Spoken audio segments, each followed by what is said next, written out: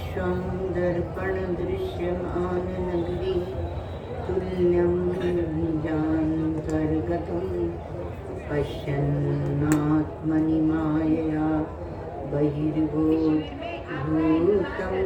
यथा निजरम् यः साक्षात् कुरुते प्रबोधसमये सात्मानमेवाद्वयं तस्मै श्रीगुरुमूर्तये नमः श्रीदक्षिणामूर्तये।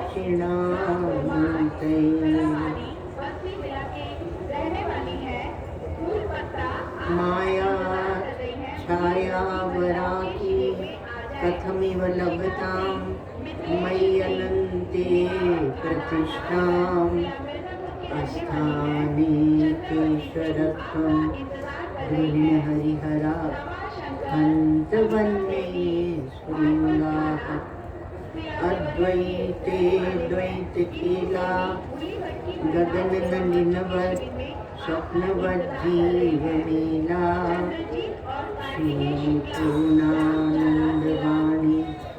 सुखी शिखरसुधा स्वर्णदीना पुनाके अखण्डानन्द संबोध भूते ब्रह्ममूर्तये सुधास्मित समाश्लिष्ट नेत्रान्तस्फूर्तये नमः।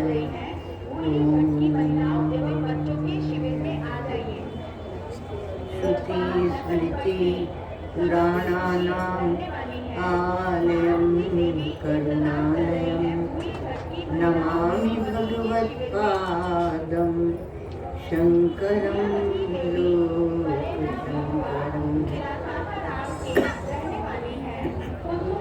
नमामि भगवत्पादं शङ्करं लोकशङ्करम्।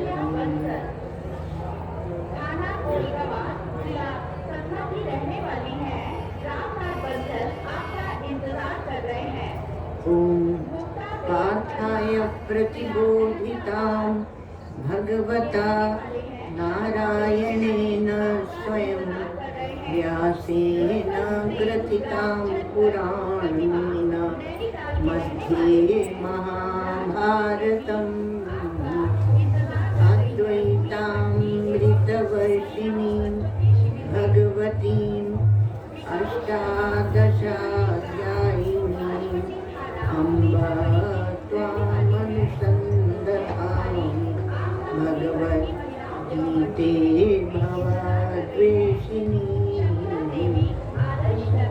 नमोऽस्तु ते व्यासविशालबुद्धे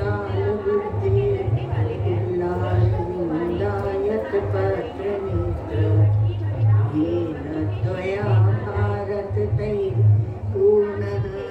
प्रज्वालितो ज्ञानमयप्रदीप प्रपन्नपारिजाताय स्तोत्रवेत्रैकपाणये ज्ञानमुद्राय कृष्णाय गीतामृतदुहे नमः।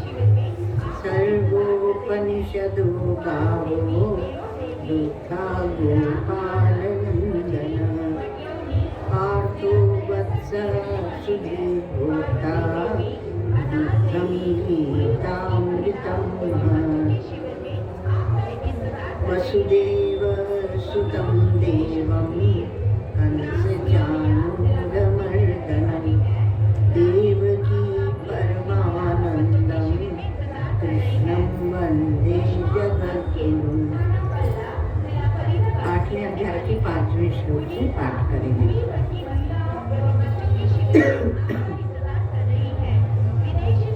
अंतकाले च मामेव स्मरन् मुक्त्वा कलेवरं यः प्रयाति समद्भावं याति नास्त्यत्र संशयः। यं यं वापि स्मरन् भावं त्यजत्यन्ते कलेवरं तं तमेवैति कौन्तेय भावभावितः तस्मात् सर्वेषु कालेषु मामनुस्मरयुध्य च मय्यर्पितमनो बुद्धिर्मामे वैश्यस्य संशयः।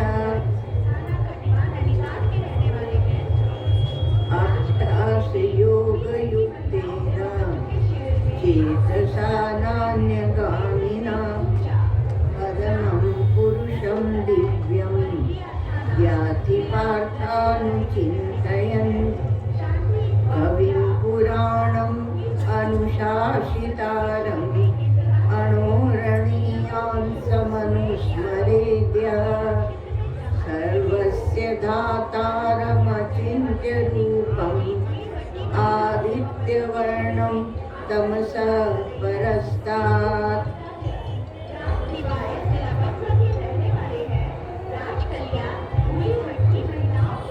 भगवान की गीता,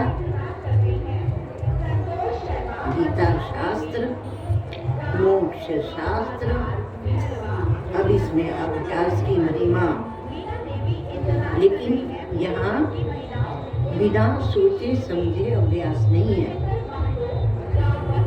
यहाँ जो हमारा सिद्धांत है मूल उसके साथ है।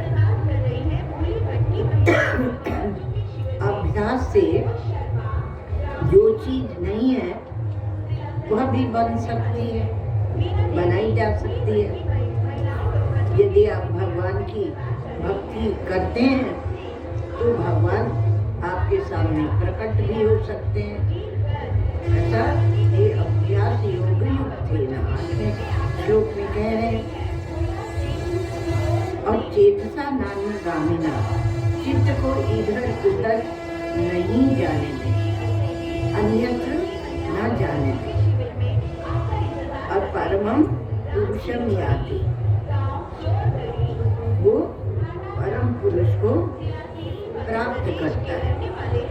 तुल्य प्रत्यय पूरी वृत्ति चलाकर और निरतिशय पुरुष दिव्य पुरुष को वह प्राप्त करता है अथवा उसका ज्ञान होता है। अनुचिंतन, हे पार्थ, अनुचिंतन भाष्य कहा शास्त्राचार्योपदेशम, शास्त्र और आचार्य के उपदेश को अनुध्यायन, उसका बार बार उसका ध्यान करते हुए इति एतत्। अब कि जो चीज नहीं है उसे भी हम प्राप्त कर सकते हैं, ऐसे बताया गया। कल विविध दृष्टांत भी दिए गए कि जो गोल पत्थर में जो भगवान नहीं थे वो चतुर्भुज भगवान प्रकट हो गए। तो जो नहीं है वो भी प्राप्त कर सकते हैं। और फिर यदि जो चीज है उसका अभ्यास करेंगे तब क्या होगा, कहना ही क्या। इसलिए एक भले आप उसे अध्यास कहें, अध्यारोप कहें, पर ऐसे हमारे यहाँ एक प्रतिमा को लेकर या नर्मदेश्वर अथवा तो शालिग्राम को लेकर भी भगवत भाव बनाते हैं। तो उसमें कोई गलत नहीं है, क्योंकि हमारे यहाँ परमात्मा निमित्त कारण भी है और उपादान कारण भी है। और मन क्या है, मन बड़ा चंचल है। तो मन को एक जगह बिठाना है तो उसको महत्व बुद्धि भी दी जाएगी, शास्त्र भी दिया जाएगा, महात्मा संत का उपदेश भी वहाँ काम करेगा और आपका अभ्यास भी काम करेगा। तो मन को एक स्थान पर करना, उसे चेतसा नान्य गामिना, इधर उधर भागने नहीं दें। योग युक्तेन चेतसा, कौन सा योग युक्तेन चेतसा, अर्थात जैसे आपने अभ्यास योग के द्वारा प्रयास किया है, उस चित्त समर्पण का जो अभ्यास है आपको, उस मुझ परमात्मा को जो एक अद्वितीय है, सजाति विजाति स्वगत भेद से रहित है, उसी प्रत्यय में उसमें लगाकर अन अन्य गामिना योग युक्तेन चेतसः, बिना अभ्यास के योग नहीं होता। उसमें अभ्यास की महिमा, अभ्यास करते करते आप अपनी चित्त को निर्वृत्ति कर सकते, वृत्ति रहित कर सकते, अथवा चित्त वृत्ति का निरोध कर सकते। निर्वृत्ति की थोड़ा ज्ञान की भाषा है और वृत्ति निरोध ये योग दर्शन की भाषा है, उसमें अंतर थोड़ा होता है। वो आप लोग यदि वेदांत के विद्यार्थी हैं तो जानते हैं। तो आपका मन एक ही जगह है, इधर उधर नहीं जाए। यदि आपने बहुत से संकल्प अपने जीवन में लगा रखे तो आपका मन इधर उधर जाएगा ही। और जब आप अपने अंदर ही प्रभु को नहीं देख सकते तो बाहर कैसे देखेंगे? भाई पहले अपने अंदर तो देख लो, तब बाहर को देखना। तो अभ्यास के बिना योग नहीं होता और मन अन्यत्र न जाए, इसके लिए अभ्यास आवश्यक है और उसके साथ आपको वैराग्य भी होना चाहिए। तो वैराग्य कैसे होगा? बिना विवेक के वैराग्य नहीं होगा। तो विवेक के लिए क्या करें? विवेक के लिए आपको सत्संग करना होगा, आवश्यक है। बिनु सत्संग विवेक न हो। सत्पुरुषों का संग करना चाहिए। तो ये परमात्मा रूपी जो एक धन है, एक प्राप्तव्य है, उसको कैसे प्राप्त करें? तो श्रीमद् भगवद गीता में जो विभिन्न उपाय अर्थात योग बताए गए, उससे कहा कि आपको अभी नगद मान लीजिए, अभी आपके जीवन में परमात्मा आ जाएंगे। क्योंकि हमारे तो निमित्त कारण भी हो, उपादान कारण भी, अंदर भी हो, बाहर भी, सब रूपों में भी हुई है। तो इसलिए यहाँ केवल वादा नहीं है कि हम वादा ही करते रहते हैं। वो कहते हैं अभी ले लो, अभी ले लो। वो गोपियों की कथा आती है कि वो दूध दही बेचने को निकली तो भगवान का इतना स्मरण करती थी, उन्हें इतना अभ्यास हो गया कि वो ये नहीं बोलती थी कि दूध ले लो, दही ले लो, वो नहीं बोलती थी। वो बोलती थी गोविंद ले लो, गोविंद गोविंद ले लो। क्योंकि अंदर भी गोविंद, बाहर भी गोविंद, सतत स्मरण करके वो भूल जाती थी। तो काम मामनुस्मर युद्धस्य, काम तो वो कर रही है पर स्मरण भगवान का ही बना हुआ। तो प्रेम की वो पराकाष्ठा है। तो अब भगवान हमारे अवतार लेकर आते हैं, ठीक है। तो जीव ने क्या किया? आपने, हमने, जीव ने क्या किया कि वो शरीर के अंदर कैद हो गया, वहां बैठ गया। तो एक सीमा में बंध गया, देश में, काल में, वस्तु में वो कैद हो गया। तो अब ईश्वर जब आपके पास आएंगे तो ईश्वर भी सीमा में बंधेंगे, उनको भी बंधना पड़ेगा। और वह ईश्वर के स्वरूप के अनुरूप नहीं है। ऐसा नहीं है कि निराकार ईश्वर को केवल वो ईसाई, मुसलमान और आर्य समाजी ही मानते हैं। हमारे भी सनातन धर्म में, वैदिक मतावलंबन में ईश्वर निराकार है।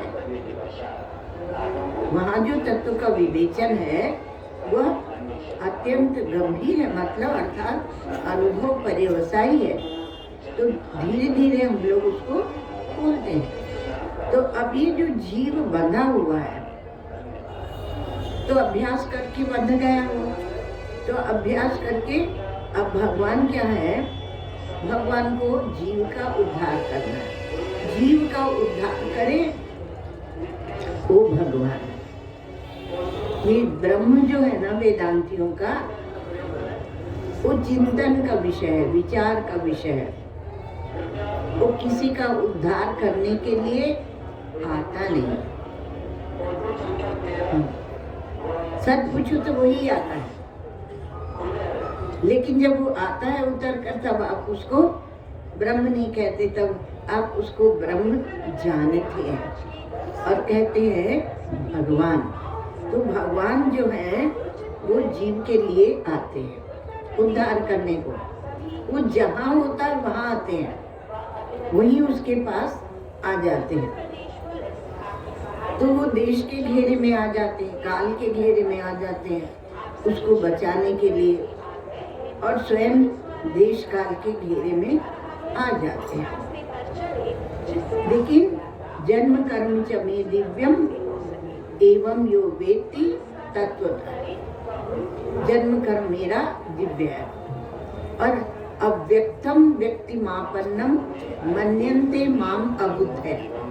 अब जो तत्वतः उनको नहीं जानते वो उनको व्यक्ति जानने लगते हैं। और भगवान की लीला कथाओं में भी व्यक्ति के समान उनके ऊपर दोषारोपण करते हैं। वो तो सच्चिदानंदमय है, सच्चिदानंद रूपाय विश्वोत्पत्त्यादि हेतवे। अब उनके ऊपर भी दोष लगाने लगते हैं। तो ऐसे जो भगवान है, देखो जहाँ आप बैठे वहाँ तक आते हैं। मान लीजिए कि चलते चलते आप गिर गए, तो आप धरती का सहारा लेकर और उठेंगे। तो उसके बाद यदि आपको थोड़ा गड्ढे में गिर गए, तो आप अपने हाथ उठाएंगे और बाहर से कोई आपको पकड़ के और निकाल लेगा। पर आप चल रहे हैं अंधेरे में, मान लीजिए आप कुएं में गिर गए, तो कुएं में गिर गए तो बड़ा गहरे में गिर गए, तो निकालने वाला जो है, आपको उठाने वाला, वह एक बड़ी रस्सी डालेगा। वो रस्सी क्या है? भगवान नाम की रस्सी। तो उसको डाल के आपको निकालेगा। तो भगवान, बहुत बार ऐसा होता है कि आप जिस कुएं में गिरे हुए हैं, अपने को देह में बंधा हुआ मानते हैं, देश से परिचिन्न, काल से परिचिन्न और शरीर से। तो ऐसे आपको उठाने के लिए भगवान स्वयं आते हैं। ये उनकी करुणा है। करुणा है ना, इसको भी आप परिभाषित नहीं कर सकते। उस ईश्वर की करुणा को, वह उनका, उस करुणा से वो अवतार लेते हैं, और नाम का अवतार लेते हैं, रूप का अवतार लेते हैं, और अवतार लेकर आपको संसार की आसक्ति से, उसकी वासनाओं से छुड़ाते जाते हैं। तो सीमित क्षेत्र में जो एक ऐसे ही, जैसे कुएं में गिरा, वैसे एक और दृष्टांत लेते हैं कि कैद हो गया। कौन? जीव।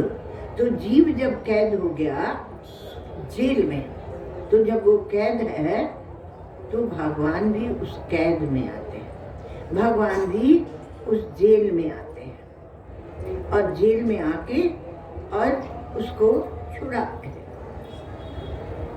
कहा, श्रुतियों ने कहा कि अंदर बाहर एक सत्य को देखो, पर हम तो देख नहीं पाते। क्यों? क्योंकि हमारी दृष्टि में टोपा पड़ा है। भजन बिनु, भजन माने अभ्यास, भजन बिनु बैल बिराने हुई हो। और तेली के घर में आप बैल हो जाएंगे और आखिन टोक धरियो और 4 कोस वहीं के वहीं घूमेंगे, वहीं के वहीं। वो तेल निकालने के लिए वो बैल वहीं के वहीं 4 कोस घूमेगा। अगर उसकी आंख खुली है तो वो नहीं चल पाएगा, उसको चक्कर भी आ सकते हैं, वो छोड़ भी सकता है। इसलिए आँखिन टोप धरे, आंखों में टोप लगाकर वहीं के वहीं घूमते रहते हैं। वही जन्म मृत्यु के चक्कर में ये जीव घूमता रहता है, तो कैद हो जाता है। तो यह जो कैद है, यह जेल है, सीमित क्षेत्र में आप बंध गए हैं। तो कैसे बन गए? उसी में रम गए, वही आपको अच्छा लगने लगा। वही बंधना यही है कि आप उसी में रम गए। आप अंदर बाहर जो एक सत्य है उसको नहीं देख पा रहे हैं, असत्य में, माया में ही अपना जीवन झोंके दे रहे हैं, व्यर्थ में फेंक रहे हैं। भगवान कहते हैं कि ओ कबहुक करी करुणा नर देही, देत ईस बिनु हेतु सनेही। भगवान कुछ देख देख के करुणा नहीं करते हैं। आपके ऊपर करुणा हो तो आप उसको ईश्वर की एक कृपा, एक करुणा ही समझना। तो आप वहीं के वहीं घूमते रहते हैं। भगवान कहते हैं कि अरे हमें तो इसको छुड़ाना था। कहते हैं संत महात्मा समझाते हैं कि जीव जब ईश्वर से अलग होकर और संसार की ओर चलने लगा तो उसने कहा कि प्रभु मुझे फेंक तो रहे हो संसार में, पर ये बताओ कि मैं वापस आपके पास कैसे आऊंगा। तो भगवान ने एक पुड़िया बनाई और वो पुड़िया किसकी थी? असंतोष की। और वो असंतोष की पुड़िया उसके दिमाग में डाल दी। दिमाग तो पंजाबी उच्चारण में दिमाग भी कहेंगे तो उसके दिमाग में डाल दी। और भगवान ने कहा कि जब तक तेरे मन में यह चाह नहीं उठेगी कि मैं अपने ओरिजिनल, अपने स्रोत, अपने प्रभु से मिलूं, परमात्मा से मिलूं, तब तक तुझे कहीं संतोष ही नहीं होगा। चाहे जितना भटकेगा, भटकता रहेगा, लेकिन फिर लौट के तुझे मेरे पास ही आना होगा। ये क्या भगवान की करुणा थी। तो भगवान ने जब उसको बाहर संसार में जाने को कर दिया उन्मुख, तो वो भूल गया कि अंदर बाहर तो प्रभु ही है और कुछ है नहीं। सभायाभ्यंतरो यजः, वो भूल गया वो अमूर्त है, वो अजन्मा है, वो दिव्य है, वो परमात्मा है, वो सब भूल गया। और वैसे भी सोचो कि जो परमात्मा निराकार है, सर्वत्र है, वो परिपूर्ण है, ऐसा जो निराकार है उसे पकड़ने आप कहाँ जाएंगे? कहाँ पकड़ेंगे? साकार को तो आप कुछ कर भी सकते हो, उसे खिला सकते हैं, पिला सकते हैं, सुला सकते हैं, नहला सकते हैं, धुला सकते हैं, सब कर सकते हैं, पर एक निराकार का क्या करेंगे? इसको कैसे पकड़ेंगे? तो अगर भगवान निराकार, नितांत निराकार ही हो तो न भगवान का दर्शन हो सकता और न भगवान का अवतार हो सकता है। इसलिए जो निराकार है वही साकार होता है, जो निर्गुण है वही सगुण होता है। भेद मत बनाना। इसीलिए भगवान कहते हैं अवजानन्ति मां मूढ़ा मानुषीम तनुमाश्रितम्। मुझे केवल मनुष्य समझ लेते हैं और मेरी अवज्ञा करते हैं। एक माता थी, वो भगवान विग्रह, श्री विग्रह रखती थी ऊब जाती थी। ऊब जाती थी तो बोलती थी, ले थोड़े दिन तू रख ले, मैं थोड़ा घूम के आती हूँ, तीर्थ यात्रा करके आती हूँ। तो क्या है, ये अवजानन्ति मामूढ़ा, उनके साथ में कितना आनंद है वो उनको पता नहीं है। तो जो हम भगवान से जो केवल निराकार निराकार ही मानते हैं, वो भगवान से प्रार्थना करते हैं, ऐसा नहीं करते, करते हैं और भगवान की आज्ञा के अनुसार चलने का प्रयत्न भी करते हैं। अब देखो, जब साकार नहीं होगा तो आपको बताएगा कौन कि कैसे चल रहा है आपको, क्योंकि आप तो स्थूल बुद्धि में फंसे हुए हैं। अब आपको कौन बताएगा कि ऐसे चलना है। इसलिए हमारे यहाँ पहले ही भगवान गुरु के रूप में, शास्त्र के रूप में, नाम के रूप में आते हैं। अब उन्होंने जो हमारे इस्लाम भाई हैं, तो उन्होंने ईश्वर को उसको नमस्कार भी करते हैं, बताए थे। तो नमस्कार प्रधान उनका जो ये नमाज है, तो उसमें आप देखेंगे विभिन्न प्रकार से नमस्कार करते हैं। तो नमस्कार प्रधान उनका उनकी उपासना शैली, उनका जीवन हुआ, तो वो नमस्कार प्रधान हो गए। और एक जो हमारे ईसाई भाई है, उनका जीवन हुआ प्रार्थना प्रधान, प्रेयर्स। जो हमारा प्रार्थना शब्द है उसी से बन गया प्रेयर। इनके सबके ईश्वर निराकार है और इसलिए बेचारे न नाचते हैं न गाते हैं। हमारे तो नाचते भी हैं, गाते भी हैं, है ना, क्योंकि उच्छलित आनंद भी है सब रूप में परमात्मा। तो आर्य समाज में क्या है, नमस्कार भी है, प्रार्थना भी है, दोनों ही है। नमस्कार भी करते हैं वो और प्रार्थना भी करते हैं और अपने चरित्र को शुद्ध रखने का प्रयास करते हैं। अपने चरित्र को शुद्ध रखकर उसके द्वारा परमात्मा को, परमेश्वर को प्रसन्न करने का प्रयास भी करते हैं।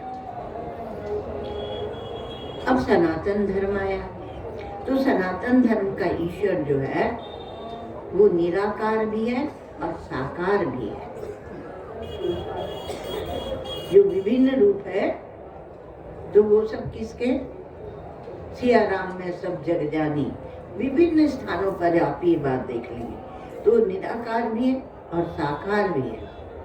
केवल निराकार ही निराकार नहीं है, वह साकार भी हो जाता है। इसलिए बहुत बड़ी उपलब्धि आपको बता दी कि यही, और निर्गुण भी है और सगुण भी है। अब कहा कि जो तुम्हें जो पसंद हो उस तरह से तुम उपासना कर लो, चाहे निर्गुण दृष्टि से कर लो, चाहे सगुण दृष्टि से कर लो।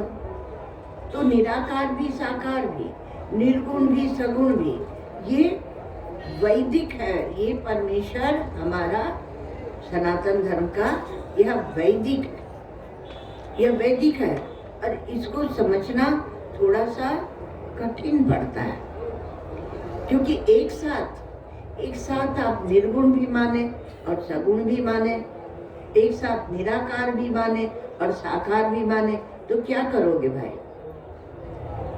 तो एक आपके जीवन व्यवहार की दृष्टि है और एक दृष्टि तत्व की दृष्टि है। जैसे सोने से, सुवर्ण से कोई आभूषण बना है, तो उस आभूषण को आप सुवर्ण देखते हैं अथवा कंगन कुंडल देखते हैं। एक बच्चा है, वो जानता नहीं स्वर्ण क्या होता है, तो उसको कंगन ही देखता है, कंगन है, कंगन है।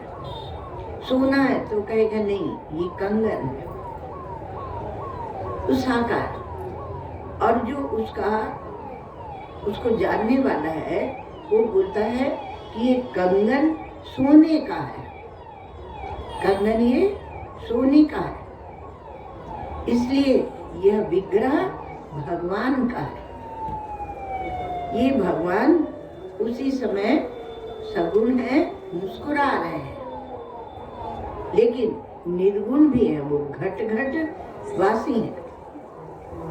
एक राम दशरथ का बेटा और एक राम घट घट में लेटा, तो अलग अलग राम नहीं, राम एक ही है। तो एक आपकी आत्मा बन जाते हैं और एक जो उन्होंने चरित्र किया वो चरित्र वो करते हैं।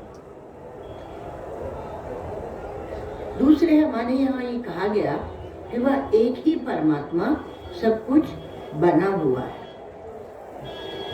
सब कुछ बना हुआ। तो सब कुछ बना हुआ कौन है? परमात्मा। और वो क्या बोलते हैं? एक ही है परमात्मा और उसने बनाया, बनाया और खुद बन गया। इसमें अंतर होगा कि नहीं? बनाया और खुद बन गया, बना नहीं, बनाया। तो बनाया वो कहते हैं। आपने वो कथा सुनी होगी कि अकबर ने कहा बीरबल से कि हमारा तो जो ईश्वर है वह अपना पैगंबर, अपना दूत भेजता है, और तुम्हारा तो खुद ही दौड़ के आता है, तो उसके पास कुछ फौज नहीं है क्या? वो कैसा सम्राट है, उसके पास कोई फौज आदि कुछ नहीं है क्या कि जिसको किसी एक अपने दूत को, अपने नौकर को भेज दे? तो ऐसा तो तुम्हारा ठीक नहीं है। कहा जहाँ पना मैं समय पर उत्तर दूंगा, और समय पर उत्तर देने का समय हुआ तब वो एक बार घूम रहे थे यमुना किनारे, बहुत दिनों में मन्नत करके सलीम हुआ था, सलीम को लेकर उसकी आया आ गई, संक्षेप में सुना रहे, और उसको लेकर और एक नाव में संध्या के समय वहाँ हवा परिवर्तन, वायु परिवर्तन घुमाने के लिए लेकर आए। घूम रहे तो इतने में वो बच्चा वो नदी में गिर गया, बीच धारा में नाव थी, गिर गया।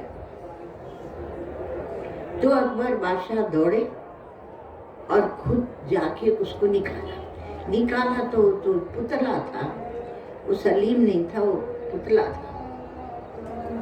तो बोले क्या वाहियात, वाहियात क्या ये मजाक है, मेरे साथ ऐसा मजाक किसने किया?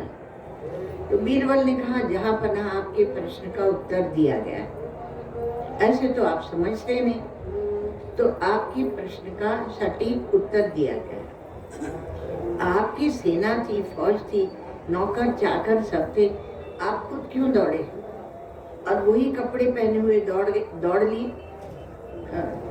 कोई ये भी नहीं कि कपड़े उतारते, कोई स्विमिंग सूट पहनते तब दौड़ते, आप ऐसे क्यों दौड़ गए? हमारे परमेश्वर वैसे के वैसे ही अवतार लेता है, चतुर्भुज गहने आभूषण पहने हुए, तो आप क्यों दौड़े? देखिए क्या बेफालतू की बात करते हो, मेरा बेटा डूब रहा था, मुझे थोड़ी मालूम था कि वो पुतला है, ये तो मेरे साथ मजाक किया गया। तो मजाक नहीं किया, आपको समझाने की कोशिश की गई। ऐसे जो हमारा परमेश्वर है उसके हृदय में जब करुणा प्रकट होती है तो खुद अवतार लेता है, और खुद अनेक रूपों में अवतार लेता है। तो कई प्रकार के अवतार होते हैं, और उसे अवतार लेने में कुछ समय नहीं लगता, क्योंकि निमित्त कारण भी है, उपादान कारण भी वह है। वह चेतन है, वह चेतन है परमात्मा, इसलिए वह स्वयं बना हुआ है। सर्वत्र घट घट व्यापी हम लोग बोलते हैं ना, तो उसने बनाया नहीं सृष्टि को, वो स्वयं बना हुआ है, तो इसलिए खुद दौड़ के आता है। अब ये वाले दृष्टांत से महाराज हमारे भाई लोग परेशान हो गए, तो उन्होंने प्रार्थना करना शुरू की, बोलना शुरू किया, क्या बोलते हैं अजान, वो जोर से चिल्लाना शुरू किया कि खुद आ। अरे उनका तो खुद आ रहा है, तो चिल्लाए खुद आ, खुद आ, तो उससे हो गया खुदा। बोलते रहते हैं खुदा। तो ये जैसा आप मानेंगे ईश्वर को, वैसा ही आपका जीवन हो जाएगा और वैसे ही आपके जीवन का लक्ष्य हो जाएगा। अब ये आर्य समाजी भी प्रकृति, जीव, कर्म, ईश्वर, पुनर्जन्म मानते हैं। तो जैसा आप मानोगे वैसा ही आपका जीवन, क्योंकि उसी प्रकार से सोचोगे तो उसी प्रकार से दिखने लगेगा और लक्ष्य भी वैसा बन जाएगा। इसलिए दृष्टि में भेद है। दृष्टि का एक दिन प्रश्न आया था कि दृष्टि क्या है, तो दृष्टि अर्थात आपकी बुद्धि, आपकी बुद्धि ही दृष्टि है, वही देखती है। तो हमारे ईसाई, मुसलमान, वो सब में ईश्वर सृष्टि को, इस विश्व प्रपंच को बना देता है और हमारे यहाँ वो खुद ही बन जाता है। तो ईश्वर ने आदेश दिया, कुन कुन कहा और ये सृष्टि बना दिया, ये बन गई। वैदिक धर्म ने कहा कि वो स्वयं बन गया। आप मंत्र देखेंगे तो, क्योंकि यहाँ उपादान कारण भी वही है, क्योंकि यहाँ चैतन्य कारणवाद है, इसलिए वह मंत्रों में आएगा स एकधा भवति, स एकता भवति, द्विधा भवति, पंचधा भवति, सप्तधा भवति। खुद ही हो गया। कोई जादूगर है क्या कितने रूप रख लिए, जैसे जादूगर रख लेता है। तो कहा कि नहीं, वो मिट्टी भी वही है। यदि वह निमित्त कारण वह होता है, जैसे एक घड़ा बनता है तो घड़े में एक घड़े की आकृति बनी है, उसमें क्या उपादान सामग्री क्या लगी है, उसको कहेंगे उपादान कारण। और जो बनाने वाला है उसकी बुद्धि लगी है, उसे कहते हैं निमित्त कारण। तो निमित्त कारण कुम्हार है और मृत्तिका या मिट्टी वहाँ पर उपादान है, उपादान कारण है। तो हमारे सभी दर्शनों में निमित्त कारण और उपादान कारण ईश्वर ही है। इसलिए जब उपादान कारण है अर्थात मिट्टी वही है, तो जब ये प्रपंच विश्व रूपी घट बना तो सर्वत्र है, वो सब में है, वह सब रूपों में है। इसलिए का एकधा भवति, द्विधा भवति, त्रिधा, सप्तधा, पंचधा भवति। तो वह दोनों ही बना हुआ, मिट्टी भी वही है और कुम्हार भी वही है। हम अपनी समझ में थोड़ा संक्षेप करके ही बताते हैं, लेकिन थोड़ा तो बताना पड़ता है। और सूत से जैसे वस्त्र बनता है, तो सूत क्या है, उपादान कारण, और वस्त्र बनाएगा कौन, जुलाहा। तो हमारा जो परमेश्वर है वह सूत भी वही है और जुलाहा भी वही है, सुनार भी वही है और सोना भी वही है। उनके क्या होता है, वो कहते हैं कि चौथे लोक में वो रहता है और लेकर आए। उसके पहले के जो थे वो कहते थे सातवें आसमान से लेकर आया। उसके बाद आया इस्लाम, तो इस्लाम ने कहा कि नहीं, वो चौथे आसमान से ले आया, थोड़ा पास में कर दिया। सातवां थोड़ा दूरी था, थोड़ा पास में कर दिया। तो कहा वो सातवें आसमान से सामग्री लेकर आया, तब बनाया। क्योंकि यदि सामग्री नहीं तो बनाओगे कैसे। बहुत से गांव में अब कुम्हारों के पास काम नहीं, क्योंकि मिट्टी नहीं है। पहले एक तरफ एक मिट्टी दी जाती थी कि यहाँ से मिट्टी ले लेना, गांव के लोग ही दे देते थे। अब मिट्टी नहीं है, जमीन की कमी पड़ गई तो उनका काम ही रुक गया। तो वह मिट्टी भी हुई और दुल्हा भी हुई, वो सोना भी हुई और सुनार भी हुई। तो ये बात आपको अच्छी लगती है कि बुरी? अरे सर्वत्र हुई है सब गाय अभ्यंतरा अजब। तो वैदिक सनातन धर्म का जो सिद्धांत है वह आपको ईश्वर से दूर नहीं जाने देता, आपके पास ही रहता है।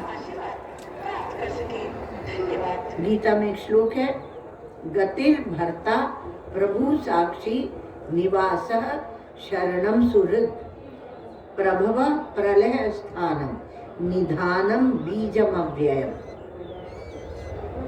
अब इन विचारों को लेकर विचार करो और ध्यान करो, तो परमेश्वर के बिना जीवन का अस्तित्व ही नहीं है।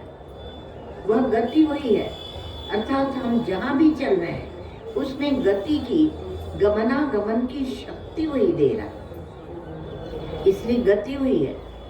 भरता, भरण पोषण करने वाला वही है, और प्रभु, उसी के नियंत्रण में सब कुछ हो रहा है। ऐसा जिसको विश्वास है वह जानता है कि कितनी भी कठिनाई आए, क्लेश आए, पर वो कभी हमारे साथ अन्याय नहीं करेगा, तो गलत नहीं करेगा। तो घट घट बासी बसे निरंतर, घट ही ढूंढो भाई, अपने ही अंदर ढूंढो। यदि हम अपने अंदर काम क्रोध लोभ मोह आदि को बसा रखते हैं तो हम परमात्मा को कहाँ देखते हैं, हम उसी में डूब जाते हैं। तो परमात्मा के बिना जीवन का अस्तित्व नहीं है। हाथ में जो हाथ को उठाने की और शक्ति है, गति, गति माने क्या कि हाथ में जो काम करने की शक्ति है उसके पीछे कौन है? कर्मेंद्रियों के पीछे वो प्राण शक्ति के रूप में कौन है? इसका उत्तर उपनिषद में आता है। आंख जब देखती है, उस आंख के पीछे आंख को देखने की शक्ति देने वाला कौन है? पांव को गति देने वाला कौन है? मन, यन मनसा न मनुते ये नाहुर मनोमतम तदेव ब्रह्म तुम विद्धि नेदम यदिदम उपासते। जो मन जिसका मनन नहीं कर सकता है, क्योंकि वो अंतरंग है, प्रत्यक्ष है, पीछे है, अंतर्यामी है। मन जिसका मनन नहीं कर सकता, फिर छोड़ दो। ये क्यों सब लगा रखा? भक्ति, ज्ञान, विचार, विवेक सब क्यों लगा रखा है? तो हम अंतर्मुख होने के लिए तो यन मनसा न मनुते, मन से जिसका मनन नहीं होता, पर जिसकी शक्ति को लेकर ये मन मनन करता है, ये नाहुर मनोमतम। इसीलिए जो हमारे यहाँ भक्त है या ज्ञानी है, उसको हम लोग बहुत मानते हैं। वो बैठा रहता है, उसको रोटी खिला देते हैं, कुछ भी नहीं करता, निकम्मा है, पर निकम्मे को भी रोटी खिलाते हैं, क्योंकि वहां पहुंच रहा है जहां हम पहुंचने की जल्दी सोचते भी नहीं, क्योंकि हमको इतना जीवन का दैनिक व्यवहार है, उसमें हम डूबे रहते हैं।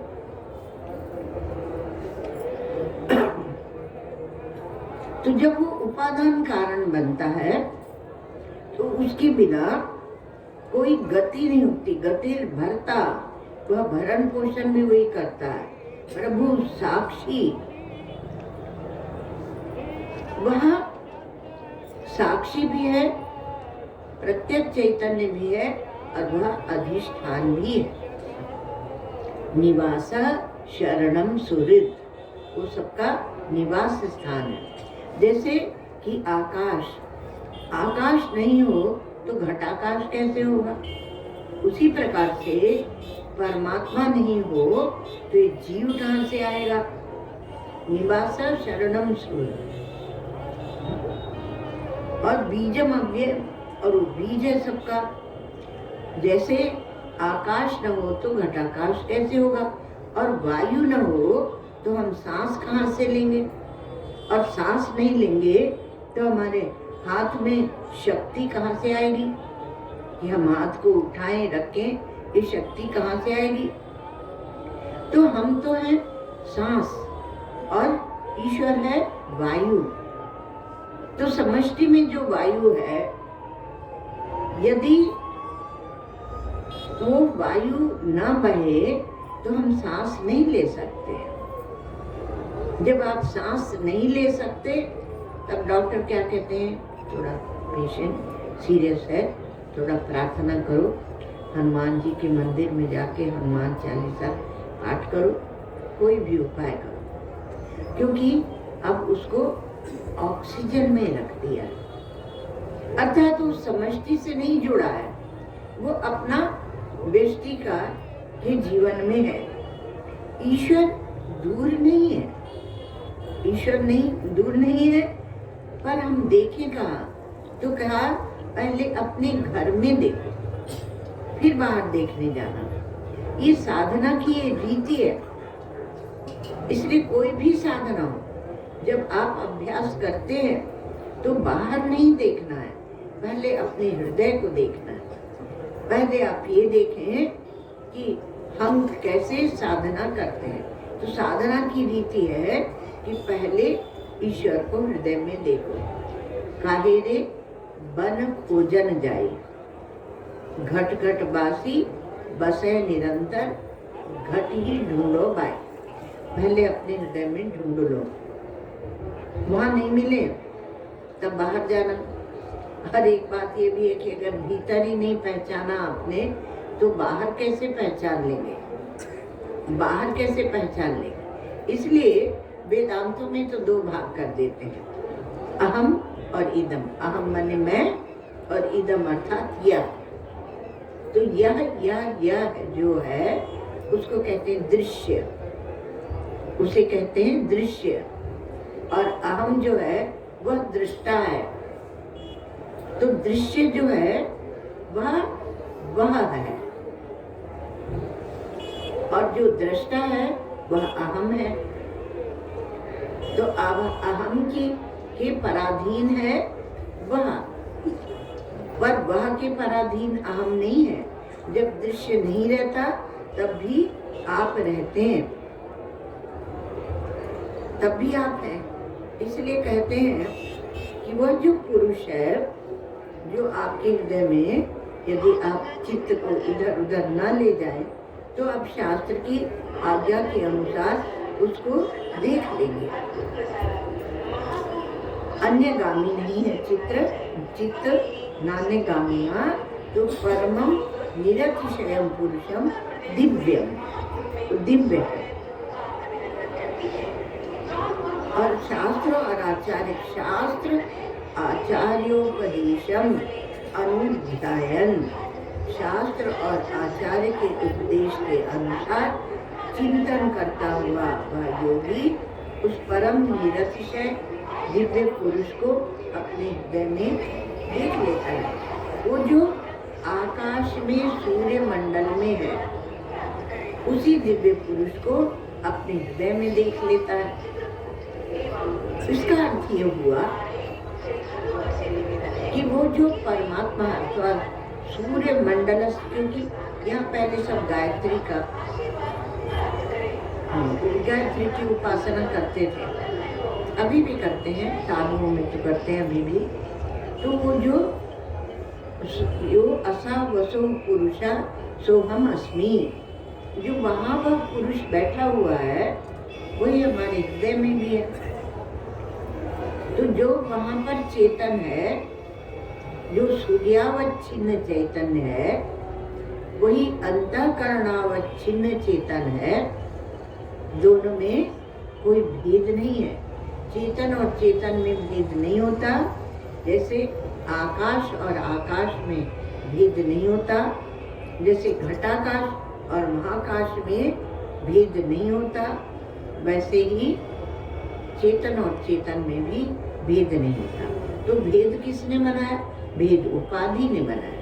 और उपाधि को देख देख कर आप जकड़ गए, उसी में फंस गए।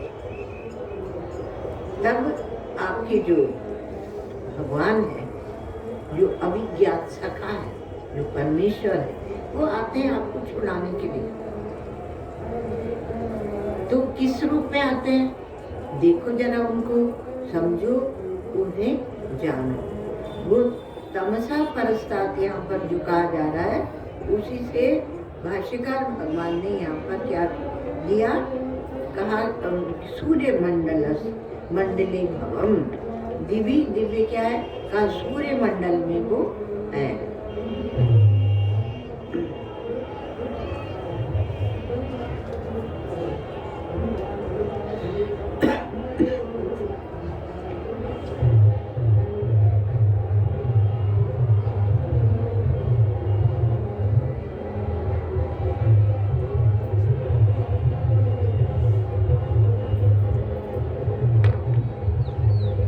दिव्य सूर्य मंडल में जो है, वही आपके हृदय में भी है। ओम सर्वे भवन्तु सुखिनः, सर्वे सन्तु निरामयाः, सर्वे भद्राणि पश्यन्तु, मा कश्चित् दुःखभाग् भवेत्। असतो मा सद्गमय, तमसो मा ज्योतिर्गमय, मृत्योर्मा अमृतं गमय। ओम पूर्णमदः पूर्णमिदं पूर्णात् पूर्णमुदच्यते